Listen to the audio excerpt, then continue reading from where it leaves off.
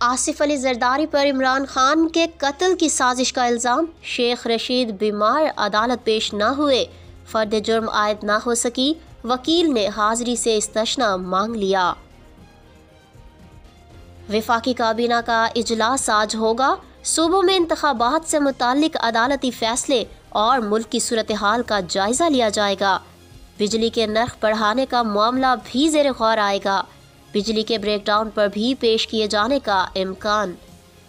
बुनियादी शरह सूद क्या होगी, स्टेट बैंक आज फैसला करेगा। IMF मुतालबे पर शरह सूद में 2% इजाफे का इम्कान।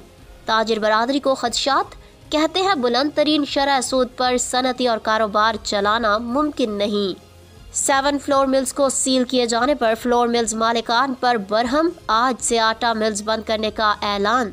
Chairman flour mills association Sindh कहते हैं खराब और गंदम का पूरा कोटा दिए बगैर सरकारी रेट पर आटा फरोख्त करने पर मजबूर किया जा रहा है।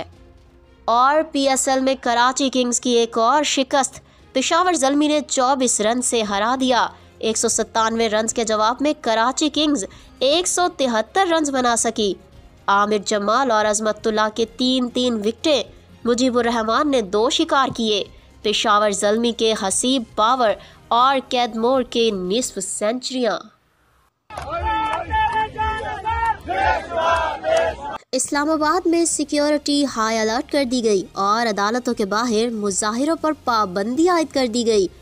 तर्जुमान इस्लामाबाद कैपिटल पुलिस के मुताबिक वफाकी दारुल हुकूमत में दफ़ा 144 नाफिज है और दहशतगर्दों समेत दीगर खतरात के पेश नज़र सिक्योरिटी हाई अलर्ट करने के अहकामात जारी किए गए।